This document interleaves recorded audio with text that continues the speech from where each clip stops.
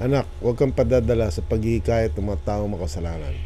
Isa sa mga sikreto ng tagumpay sa buhay ay matutunan ang magsabi ng hindi at tunay na ito'y gawin. Sa isang banda, lahat tayo dadaan sa pag-akit ng mga makasalanan mula sa mga taong may mga masamang hangarin, mababang pamantayan na hindi natin kayang sundan. Isa ito sa mga bagay na nangyayari sa buhay. Ito'y kadalasan nangyayari sa ating mga unang taon sa paaralan o kolehiyo. Hinahamon tayo ng mga makasalanan.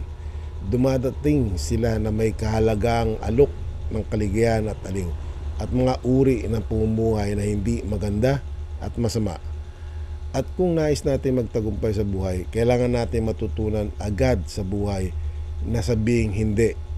No, hindi ko gagawin. No, hindi ito ang naayon sa aking mga pamantayan. Ako'y naniniwala na lahat tayo ay natututunan nito. Nakikilala natin ang mga tao at maging mga demonyo mismo kapag totoong seryoso ka. Pwede mong sabing hindi sa isang tono ng boses na nahulugang kung itinatanong mo ulit, baka mapaniwala mo ko.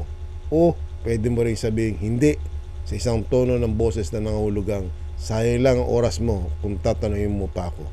At kung nais mo magtagumpay sa buhay, kailangan mo matutunan ng pagtanggi na may tono ng boses na nangangahulugang sayang lang ang oras mo kung tatanungin mo pa ako. Matalino si Satanas, hindi niya sinasayang kanyang oras.